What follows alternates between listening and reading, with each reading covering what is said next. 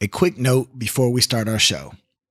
This episode was recorded before the spread of COVID-19 took root in the United States, and many of us are living through an unprecedented and uncertain time right now. Please continue to take the necessary precautions to keep you and your family safe by practicing social distancing and frequent hand washing. Remember that in this time of physical barriers between us, it's more important than ever to stay connected virtually. Show empathy and support for your fellow citizens, and we will make it through this pandemic together. And once we do, remember to show some support to the small Black businesses that have suffered during this economic downturn. Now, on to the show. I met a senator from Illinois who said he wanted to be the leader of the free world. At that time, he said, I was here in Atlanta. He said, you got a funny name like me. He said, you support me, I'll never forget it. And his name was Barack Obama, our 44th president of the United States. So it's not a coincidence just in 2011 that I got a call from Washington to be appointed as regional administrator for the U.S. Small Business Administration, the first African-American in Region 4 ever.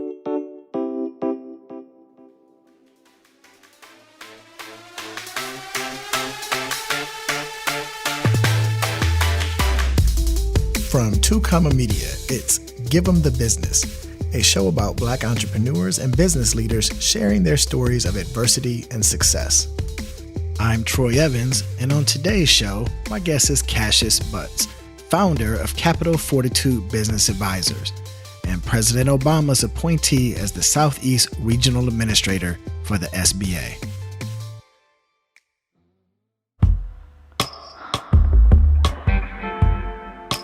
If you are like me, many of you at one time or another have either started a business or wanted to start a business.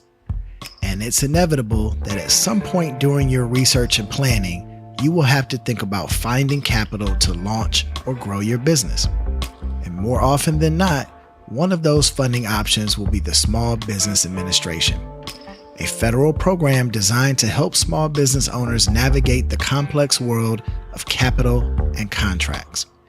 If you lived in the Southeast during the last decade and reached out to the SBA for help, you would have been interacting with the agency while under the direction of Cassius Butts, the first Black regional administrator for the Southeast, where he oversaw the distribution of more than $30 billion in federally backed small business loans. And although Cassius didn't know he would be drawn to helping business owners realize their dreams, it was probably obvious to everyone else in Philadelphia when he first got the entrepreneurial bug. Well, I will tell you, it really starts at home. I come from a family of entrepreneurs, educators, and folks who are in the pulpit. And so a lot of what you will see as it pertains to my entrepreneurial efforts come from really me seeing it as a kid. Born in Philly, my grandfather owned a construction company. And my grandmother, she was a secretary, she was a project manager, and she basically ran the house, right? But, getting the chance to see that from my grandparents was just phenomenal. My brother and I would spend summers with them and seeing my grandfather work and run his company. But not only just that, we had a chance to really learn what it really meant to really make a dollar. My brother and I, we wanted these Star Wars sheets when we were kids. And so we went to my mom and dad's like, hey, we love to have these Star Wars sheets. And my mom was like, well, I'm just not going to give you the money. You have to earn it, Mm-hmm. Yeah, what it is back then. It's right. Teaching the lesson. So the lesson was, what can you do to make money? And so we used to love these icy cups where you put Kool-Aid in them, mm-hmm. and we would freeze them. That was our lollipops. Right. And so my brother and I were like, well, hey, if we sell these, my mom's like, we sell these to your friends, you can make 25 cents. It's like, all right. So we got a bunch of Dixie cups, if you will, and we put Kool-Aid in and we started selling to the friends on the street and the block for 25 cents. And we started making a lot of money, Troy. And then one day I came home, I said, Mom, if we get a bigger cup, can we sell it for 50 cents? Mm-hmm. She said, yeah, now you're thinking. So, we sold so many of those icy pops all summer. We had not only just enough for the Star Wars sheets. We bought like the curtains and the pillows and, a couple action figures. That was our first start at entrepreneurial. And around what age were you when you were doing that? Yeah, so I was in second grade. Okay. I was in second grade. So entrepreneurialism is something that I learned before I could really learn what it really meant to really do algebra. We just knew how to count quarters, and then start turning those quarters into dollars, and then we started saving them, and then we started looking about other things that we wanted to do. By that time, my family, we moved to Orlando, and my late father, he was an aerospace engineer. By day, he worked for then Martin Marietta, which is now Lockheed Martin. But my mother, she was in education. She was educated, but she also enjoyed having a family-owned daycare. And so she ran a family-owned daycare. And my father, when he would come home, he would build barbecue pits. You know, like the kind, those big black pits you see. He would put them together as an engineer. That's what they do. And so he would sell them to his boys and to his lodge brothers and the rest of them. And I was like, oh, that's pretty cool. So my brother and I saw this. We were like, we want to do something. So we're in Florida now, right? And we're like, well, what can we do? So we got a lawnmower. We started cutting grass, plenty of grass in Florida. And it grows fast. So we started a lawn care business. Then we realized we could do something else. We started a car wash business. Again, all this is really before 7th grade, before I was 13. We were doing all these different businesses. And so I would have to say, just come seeing it at home first gave us the mindset that you can really make a difference yourself. You have the time, you have the talent. You just put your mind and effort together. Anything you really want can come to fruition. You know, that's very important because, especially in Black households, that example is not there. So you being able to see, you know, now it may be a little bit more prevalent, but, you know, we're talking about several decades ago, 70s and whatnot, that wasn't that prevalent.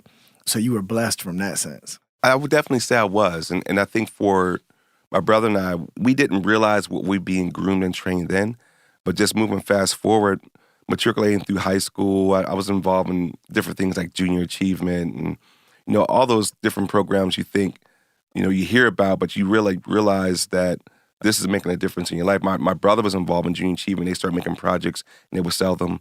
We would play football and we would sell the candy on a corner, the chocolate bars. You know, so having that sales mindset, that marketing mindset was really just embedded in us at an early age. But went off to college, went up to Morehouse College. But I thought I wanted to be an industrial organizational psychologist. Okay. You know, I wanted to be that shrink, if you call, in the corporate office that helps people to get through their day. It's just something I enjoyed doing. What I thought I would enjoy doing. My first internship was at Martin Marietta. I didn't tell my dad. I went through the mayor's summer program, and they had one slot available, and it was an HR at Martin Lockheed. And so I pretty much did a lot of filing and following up on an employee's requests. But that's when I thought that's what I wanted to do. But, you know, fate has a way of changing the way that you think about things. I decided that I wanted to focus on something that was going to make differences in communities as a whole. I wasn't sure what it was. So going through Morehouse, I've really just realized that maybe I'm going to do something that's in business. I was trying to find myself again. You know, I'm not going to sit there and act like I had it all together. I didn't. Even going through Morehouse, I was just trying to figure it out. I knew I had a talent, but I didn't know how to channel it. My brother went off to school at FAMU, so we didn't get a chance to really kind of bond a lot during those times. And so after finishing there, I worked for a marketing company based in Atlanta, MBNA Bank America. We actually ran a call center. I was one of the managers there.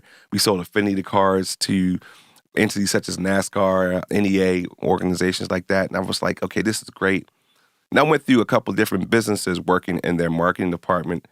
And then it hit me one day. I was working for a financial institution I won't name. They sent me out to a place called Forsyth County. This time, Oprah Winfrey was doing her show about the non-existence of folks of color in those particular communities.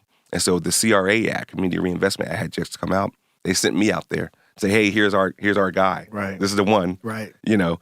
And so I'm out there and they're like, hey, I need to talk to the branch manager. I'm like, oh, that's me. Like, oh, get out the way. It can't be you. You're too young. You don't look like us. You move. And I went to my office one day, Troy, and I was praying. And I was like, God, just guide me. Tell me, what is that you want me to do? And just as much as you can hear my voice, I felt a presence, not a voice, but I felt a presence say, leave. You know, one thing I know about growing up in Black families, especially a family of faith, we got to be obedient. Next day I went downtown. I was in Atlanta and I turned in my resignation. And I didn't know what I was going to do, but I knew I was being led to do something greater. And it was at that time that I looked back and said, hey, use your determination, your experience that you used growing up. So at that time, I probably had collected like 3,000 CDs. And I started selling my CDs back to places like Merry-Go-Round because you get like $10 a CD, Right. $5 CD. So I started selling them and trying to figure out what I wanted to do. And I knew I wanted to go to law school, grad school, seminary school. I couldn't figure it out. But I ran into this giant named Maynard Jackson. And he was like, hey, you're that guy that's always walking around talking to people and people ask you to help them with their business plans. And he said, yeah. He said, come here. So he kind of took me underneath his wing.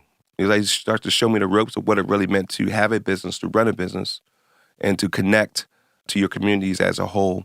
And I would say the next thing I know, Troy, I'm trying to figure out these next steps. And I get a call for an internship at the City of Atlanta, Office of Contract Compliance. And I learned what it really meant to do business with a municipal. I was in graduate school at this time, Clark Atlanta University. And Mayor Jackson wanted me to do my graduate paper on the City of Atlanta's Equal Business Opportunity Program to make sure that minority and women had opportunity to participate with the City of Atlanta, have contracts. And again, I'm having a focus on what it really meant to be a person of color or a person who's considered a minority and to do business on a large scale. And that was my lane. And I said, I'm going to stay in this lane.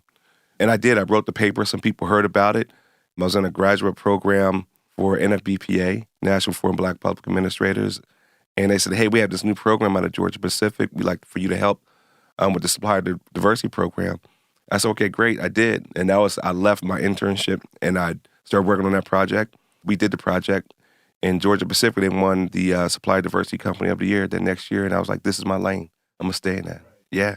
That's fascinating. So I've had a few people on the show already who've talked about the uniqueness of Atlanta. Yes. The uniqueness of Morehouse, the uniqueness of Maynard Jackson reaching out and providing mentorship. And it sounds like you've touched on all of those things and leading up to that point in your life. Talk to me a little bit about what attracted you to the city and the university and the role that having a strong mentor like Maynard Jackson in your life played. Sure. I would say growing up in Philly initially, I would go through my grandparents' records and they had speeches of Dr. Martin Luther King. And I would listen to those speeches. And I was so amazed by the way that he would move a crowd. I was amazed by the way by his words would make people feel so good about themselves. And I was like, man, I like that. I want that. I want to know how does that work? And when I learned that he went to Morehouse, I was like, I got to go to Morehouse. Right. I had a couple of guys ahead of me. I played football in high schools. I have to be honest with you. It wasn't an easy task just getting up and going to Morehouse. At that time, I was a running back, and I was getting a lot of offers from a lot of different schools. I wasn't thinking about HBCUs at all. I wasn't until I got hurt in practice one day, and I broke my shoulder. And I'm sitting there laying on my back and looking up at the sky like, man, what am I going to do now? Well, all the schools stopped calling after that. And I had to figure it out. And I took a HBCU tour with an organization called SECME, which focuses on science, engineering, et cetera. And so we went to all the HBCUs. I came to Atlanta. I had never seen anything like that. I actually seen people of color in influential positions. I mean, you see it. We saw it a little bit in Philly, but in Atlanta it was different. You know, I would turn on the television and I see a person that looks like me. I would go to the bank and I see the branch manager, a person that looks like me. I would go into turn on a city event or a government event as a person. And I was like, wow, this is okay. But I realized, I said, I don't know what this is, but I want to be a part of this. Right. So for me, I think that's what probably attracted me to Atlanta. And again, I like to say that things were ordained. Fast forwarding, really going through the process I went through from a professional point of view was one thing, but it was another thing when I stopped, I went back to graduate school and I started to realize that this Atlanta University system, this center, was really a first of its kind that I knew of. And so just having that energy just made me feel good about myself. I like feeling good about myself. And I come from a family that if you move your ego out the way and you treat people the right way, good things can happen to you. So I think Maynard was someone who instilled that in me, just to continue to work hard, to be determined. My father always determined me. He had such a strong work ethic. He would wake up at 5:30 every morning, drive to Cape Canaveral, come back, build his businesses on the side. And I would see that. I would see my mother running her businesses. And so it was embedded in us. And so I got a chance to see that again under the mentorship of Maynard Jackson. But for me, I just realized it wasn't about me. I thought that my efforts were going to make changes in a positive way to our respective communities. And so I applied for a fellowship with the federal government, and 10,000 folks applied that year. I was one of the 400 guys accepted as a presidential management fellow in the Bush administration. It's a fast-track management trainee program, the fellows program. And so I had 21 job offers to go to Washington, D.C., and I took the one offer at HUD because Mayor Jackson said he wanted me to stay in Atlanta. He said it was a call in my life. He said I couldn't see it. He said, but I can. He said I can see it. You can't see it, but I can see it. You're supposed to be here. He said, promise me you'll stay here. And I did. So I took the one job offer at HUD. I did pretty well there. But at the same time, I volunteered for other people's campaigns. I helped to get them into elected office. Didn't get too deep into the politics. I just helped for people to fulfill their dreams. And I feel like my calling says that, my faith says that if you can have dominion over somebody else's dreams and be supportive of them, your dreams can come to have that same success, if not more. So a lot of elected officials I've helped, a lot of campaigns I've volunteered my times. And I will tell you, Troy, it wasn't just all persons who were on the Democratic side. I had persons who were on a conservative side. I didn't get involved in the politics. And I'm not saying that one is better than the other. I just come from a place of supporting people. When you go into a restaurant, you go into a car wash, you go into any type of place for service, you don't act on what is their political affiliation. Right. And whatever that is, you say, oh, I don't like that and leave. No, you stay there and you get the service. Right. Right? And I think that's something that many of us as practitioners and professionals, we miss when we're trying to be supportive of someone. Doesn't mean that you have to be part of that agenda, but you can be supportive of that individual that's trying to make positive difference. Right. So you didn't dive that much into the political side, and yet you, at this point in your life, you are starting to blend the economic side of community building with political influence that has to go side by side. Talk to me about how those two are married together, right, and how they support each other's agenda. Sure. So I think that it happens in a very unique way. In Philly, as a kid, I would box from time to time. My grandfather was a boxer. Muhammad Ali was prevalent in my life. He actually taught me different boxing techniques. For me, I will always cherish those memories. I mean, that's the greatest of all time. All time, right? All time. I would say, to answer your question, it's almost like this. Until Ali passed, and it was a beautiful homegoing service in Louisville, everyone from the world was there. Most people don't know that one of his closest friends was Senator John McCain. Senator John McCain and Muhammad Ali were tight like brothers. It wasn't about politics. It was about business, and it was about influence. And I began to model a lot of what I do and how I navigate through my professional career the same way. And so how they join, to your question, it gets to a point where you have to make decisions that's going to make a positive impact and not let your political beliefs change the trajectory in which things are set out for you. So what does that mean? I was a presidential fellow in the Bush administration. I met a senator from Illinois who said he wanted to be the leader of the free world. At that time, he said, I was here in Atlanta. He said, you got a funny name like me. He said, you support me, I'll never forget it. And his name was Barack Obama, our 44th president of the United States. So it's not a coincidence that's in 2011 that I got a call from Washington to be appointed as regional administrator for the U.S. Small Business Administration, the first African-American in Region 4 ever. And I didn't know that at that time. I had a banker tell me that after I was in the role. But I will tell you, Troy, when I was in Washington, they were asking me a series of questions. They said, well, Cassius, let's see here, you were appointed to serve in a role in workforce development. I won't name the elected official by this elected official who was a conservative. And I said, okay, yes. Oh, okay, and we also saw that your grandfather ran for office in Orlando. And although he did not designate it, we know he was a Republican, he was a conservative. I was like, yeah, that's true. Yeah, and I'm sitting here like, okay, I don't have this job, Right. And they said, well, you know what? You're exactly who we want. We want someone who's able to work across party lines, that sees the bigger picture, that just wants to get the job done. And I was like, wow. So to answer your question, really, in our society, yes, headlines look like they come from left or right, red or blue, but really it comes from green. Access to capital is what really changes and makes this country go around, Troy. Over 99% of the economy in this country runs off a small business. So we may see a large corporation like a Walmart or a Home Depot, whatever, what have you, but there are products in those stores, and those products are made by what? Small businesses, right? Those are all people who actually are selling their product under those different entities. And so when you think about it from that regard, politics doesn't matter. You're looking at economic opportunities. And so when you talk about economic development and changes in our respective communities, we would like to make sure that we have proper housing. We like to make sure that we have access to capital. We also would like to make sure that we have a sound education to stand on, to make sound and vivid decisions about how to make differences, not in our lives, but our children's lives and our children's lives. That has nothing to do with politics. And so that's my mindset. And so I see that's how I walk every day.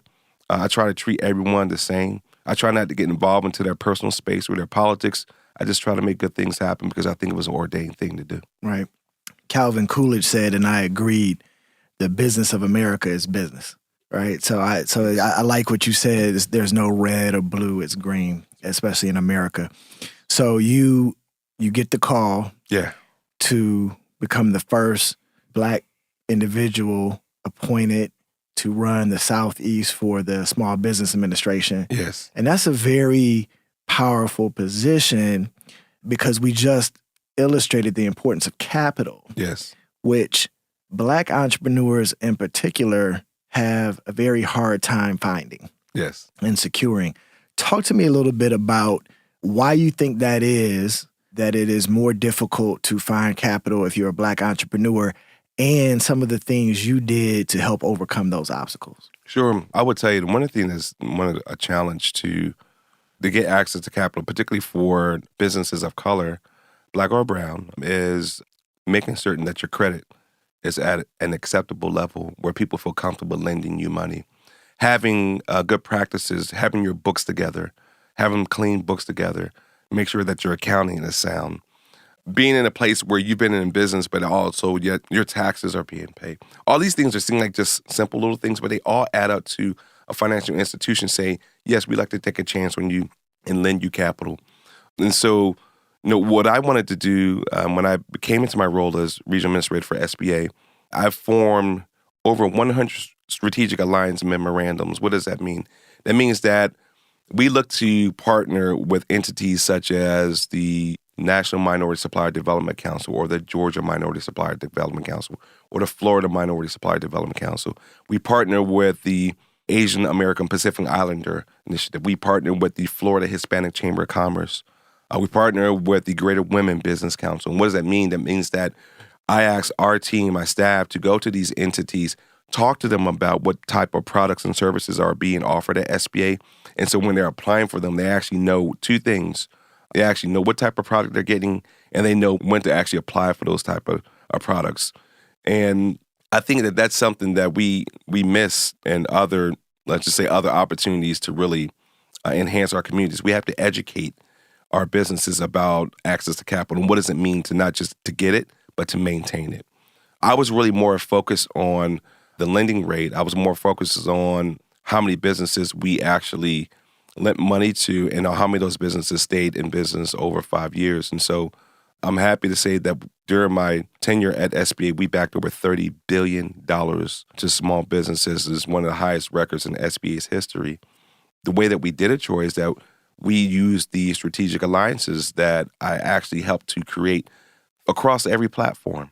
I actually did a strategic alliance with the HBCUs to go to historical Black colleges and university and talk to the students and the faculty and the staff about how to get access to capital. And I thought it was important, to your point, because that's where a lot of our Black businesses are. I would say over 65% of our executives of color come from HBCUs, right? And so just knowing that, I said, hey, here's an opportunity to educate these respective individuals. My grandfather was a graduate of Wiley College. My grandmother was a graduate of Tuskegee. My other grandma was a graduate of Benedict College. My father went to Hampton. My brother went to Florida A&M. I went to Morehouse and Clark Atlanta. So I'm all about HBCUs and making sure that those opportunities were there because our relatives and people who we grew up with didn't have opportunities to go to predominantly white institutions. So there, is the presence of HBCUs. And so we have to support them. And by doing that, it's making sure we're giving back and educating them the proper way. That's how, really coming to this place of learning how to get access to capital, but learning how to educate was just as important about getting access to capital. Educating the consumer about how to get this is priority number one.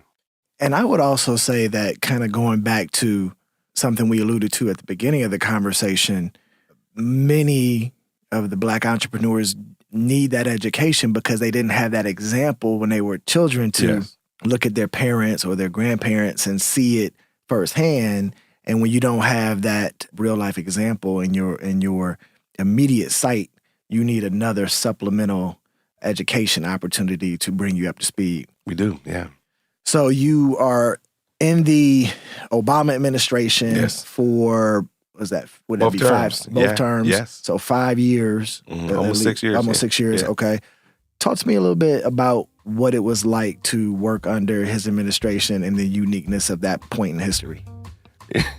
I'm laughing because, it actually was one of the best times of my life to see communities, to see the country as a whole work together, to see a positive initiative take place, and you can actually see the change. So when you see something like the unemployment rate going down, right? That means that we're adding jobs to the economy. So when you see unemployment rate going down, you see the number of jobs are being added to the economy. When you see that there are more businesses opening up, when you see those cranes moving again in the cities that we would travel across the country and see, it was such a good feeling, Troy. Right. And knowing that you were a part of that, we were a part of that, it just makes me smile. You can see me gleaming about it now because I look back on it like, wow, it's great times to see that taking place. One of the things I think was actually really personal for me is to share for the first time ever, President Obama opened up the opportunity for his appointees to come to Camp David. So we had a retreat at Camp David, and it was really, really something else. To be there, to be involved, to see that, to be on a basketball court while all the rest of them play. When I was playing basketball, right, driving around in the golf courts, playing video games, bowling. We did all this at Camp David. It was amazing. Right. But he did that because of our hard work. He said, I want you all to relax and enjoy yourselves. And so, as you know, when we took our appointed roles, Congress at that time cut out us receiving bonuses. So this was one of the ways that he rewarded us for our hard work. But I can say that, definitely tell you, I really enjoyed it. I thought that it was something that really began to change the trajectory of this country in a positive way. And the great part about it is, you begin to look beyond politics. Again, I worked in the Bush administration as a fellow, as a president management fellow. And at the time, we actually did a great job of getting folks in homes for the first time when I worked at HUD. Probably could have done a better job by telling them two things. Hey, today's not your day, and that's not the right product. Because at that time, one of our southeastern states led the country in default rate. But it still meant that people had opportunity to get into homes for the first time. So government, no matter where you are, whether it's under a Republican or Democratic leadership, there were positive things that were taking place. And that's something that led me to where I am today. Decided to, when the administration came to its sunset, I wanted to take my chance, and I said no to corporate, to run my own shop and to help to do the two things I've done for the last 15, almost 20 years, to help folks with access to capital, help them with affordable housing initiatives or people who are looking to buy retail. So that's what we do now at Capital Fortitude Business Advisors, is help people with access to capital. We help them to become certified, whether you're a minority entity or you're a female entity or you're a veteran. And we also help business development. We help corporations to find those suppliers as well, too. I'm enjoying doing that at this time.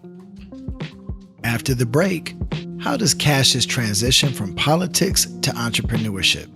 I'm Troy Evans, and you're listening to Give 'em the Business.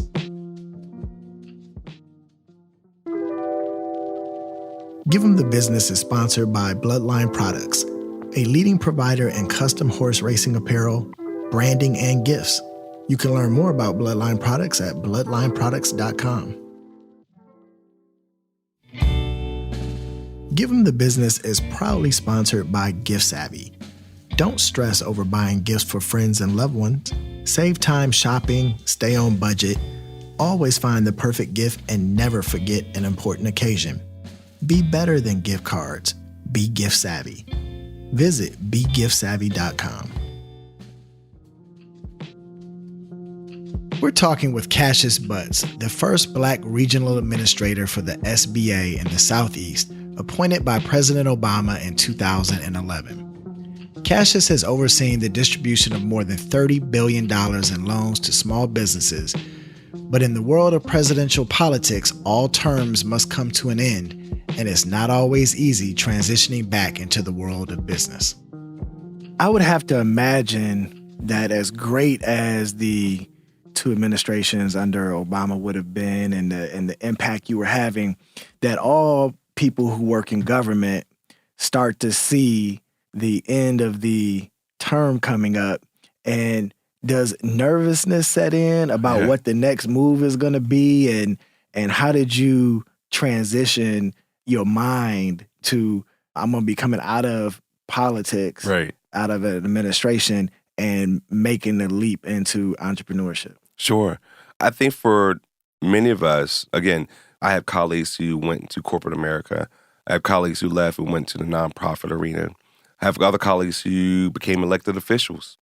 And so we looked at it more of a training ground for our next thing. Mm-hmm. For those who wanted to go into corporate America, great. Those who wanted to go run an NGO, great. Or those who wanted to become an entrepreneur, start their own initiatives, startups. You can see all the entrepreneurial initiatives that are taking place in this country.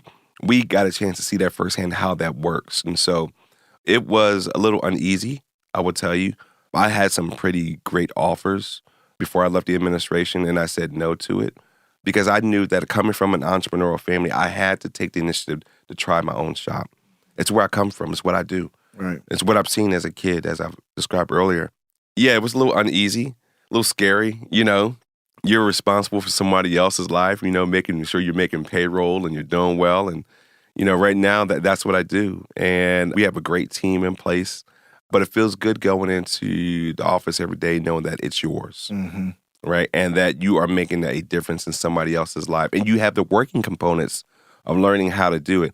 And a great part about it is I have friends in corporate. If I need help, I give them a call. Right. I have some friends who are elected officials. I give them a call. Right. Got friends who are in running government entities, or I even have friends who are in this current administration. I give them a call. Right. Because, again, from my tutelage, it's always that we don't have enemies. We have folks who have common interests. And that's something that I've always taken to heart, and to make sure that I'm continuing to pour into somebody else's dream, and hopefully they'll continue to pour into my dream as well, too. So you just mentioned all the people that you can give a call if you need some assistance. And one of the common threads I've heard in the various interviews is the power of networking. Yes. And the people who have been most successful in business have a tremendous and extraordinary network that they can tap into. Yeah. Talk to me about, how do you cultivate that skill? Is it something that's innate, or, how important is having a network to your success?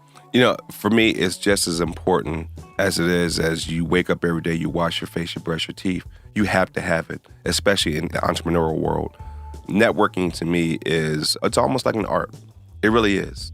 It's an art knowing that you have the opportunity, that's the key word, the opportunity to get something from someone else that you need, right?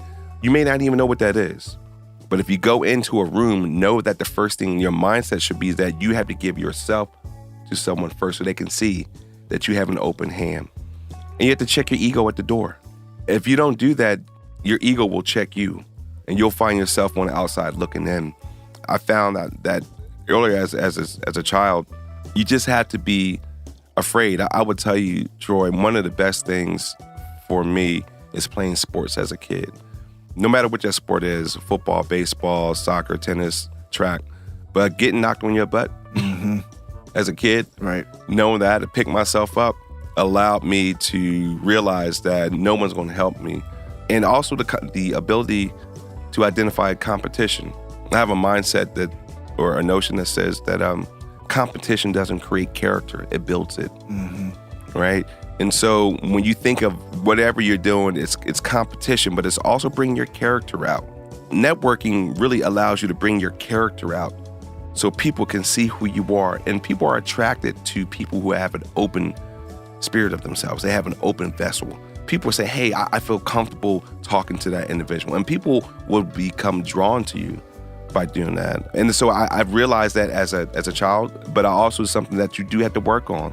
Sometimes I don't like talking to people. Sometimes if I'm out somewhere, if I'm at a store or a mall, sometimes I'll put my earphones on and I'll just listen to my music because that's what motivates me.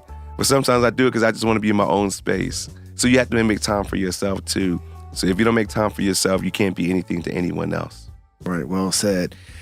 Speaking of the sports analogy, I played halfback too. I was halfback. And I remember when you get into the first game, it's that first hit that you're concerned about.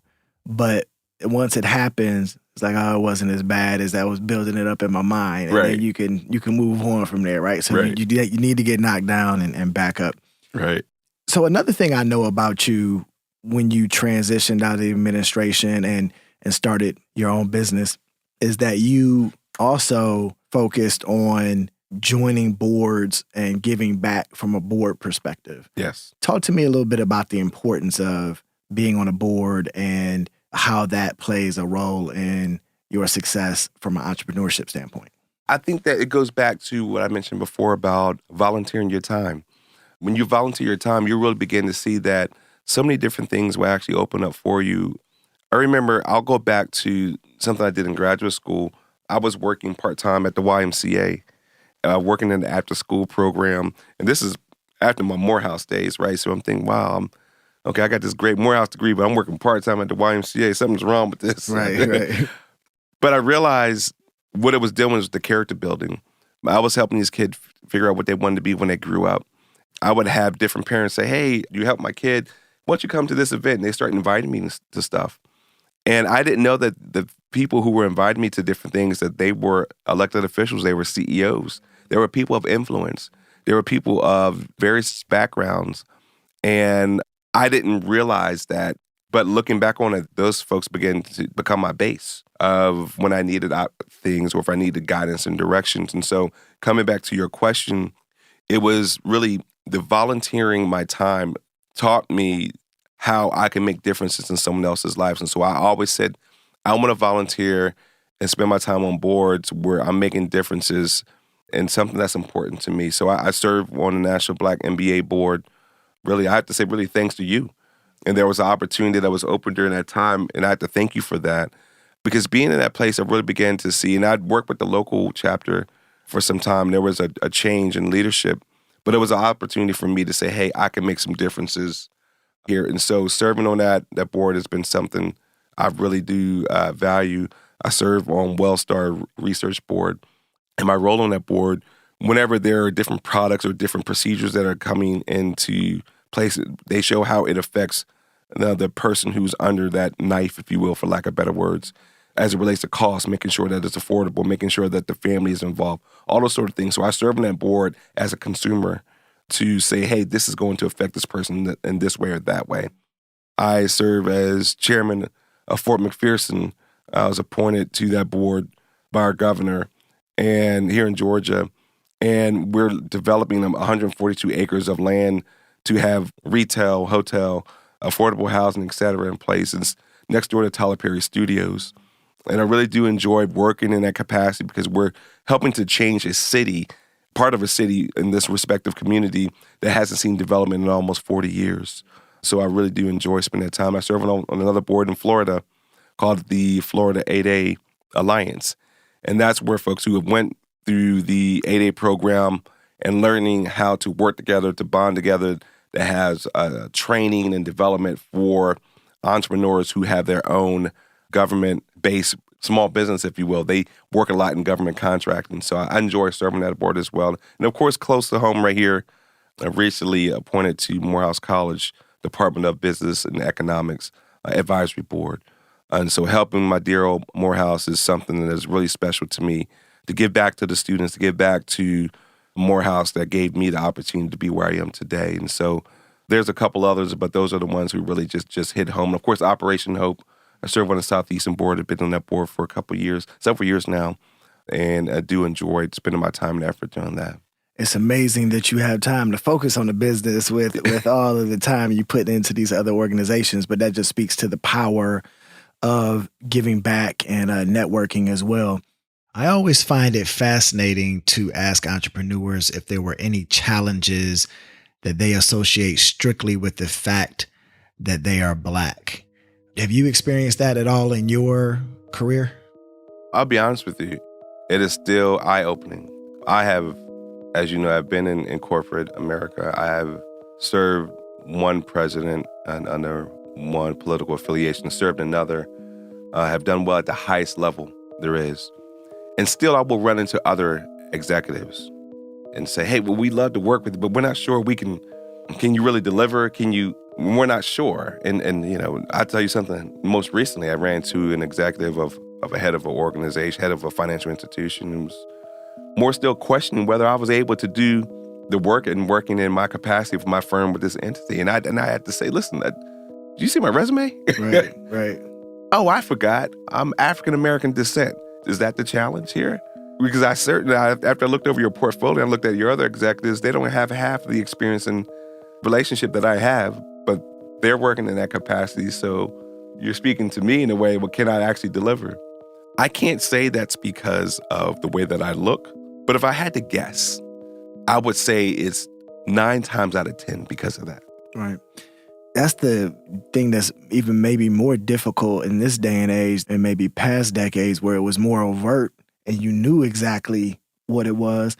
Now it's so opaque. Yes. And you know that that's probably what it is, but it's hidden so well and whatnot that it even puts doubt in your own mind a little bit, right? It does.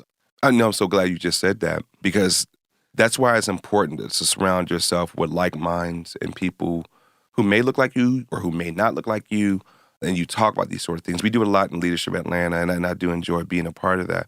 I would tell you, Troy, for me, all the folks who I said I was either raised or influenced or mentored by, they are not afraid to speak their tongue. And I would tell you, for me, I have probably in most recent times have asked the question, like, when do you get past this?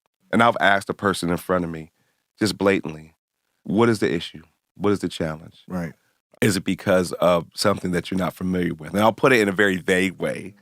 So, I won't call out to say it was because of the way that I look. I'll put it in a very vague way. I'll put it back to them. But what I continually do, Troy, is I listen to music a lot. I listen to a lot of scores of movies, and I get really encouraged and excited when I hear a great part of the score, and because I'm thinking of myself as a character in that movie that's overcoming great odds. So every day I wake up to listening to scores of music. Every day I spend time, as you already know, volunteering into somebody else's efforts or somebody else's development, because I know what it means to go through that. So I'm reminded of it every day. So when I think about giving up and I think about taking a step back, what I do on my daily walk does not allow me to say, hey, I have to give up. It gets hard. It is challenging. I would tell you, it really does. But I have to believe that everything that we do is ordained. You and I meeting, we have different circles. We've been in different circles for years, but we didn't meet until you actually were in your role at National Black MBA. And we were like, how come we didn't know each other? How come we, But now that we have done that, we've continued to be in a place where we can try to support and to reach out and to pour into each other. And that's what we have to do. No matter who you are, no matter what political affiliation you have, no matter what your background is, one thing that I do know that's consistent is that we're here for a reason.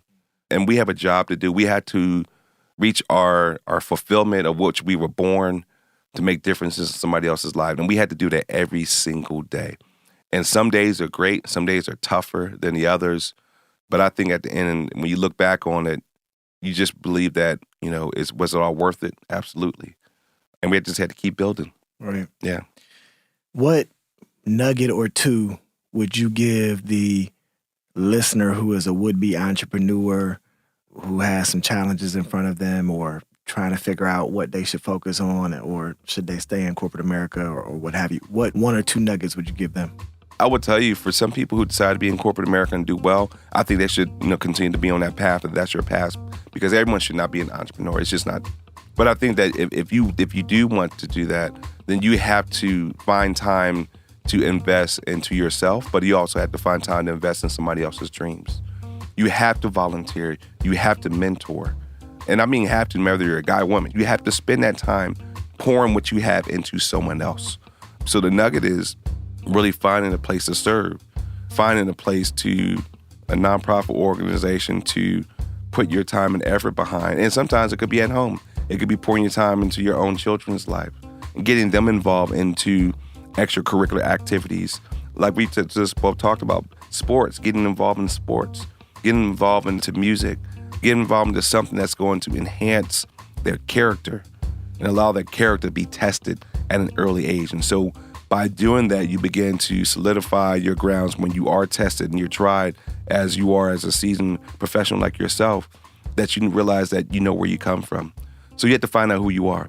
Every day you have to find out, Troy, I would say the second thing is that you have to find out what is your superpower. We all have superpowers. You just mentioned probably mine's probably one of the networking ones. I guess I do a decent job of it, right. But you have to find out what your superpower is. And whatever that superpower is, it could be around law, it could be around government, it could be around math, it could be around science and technology, IT.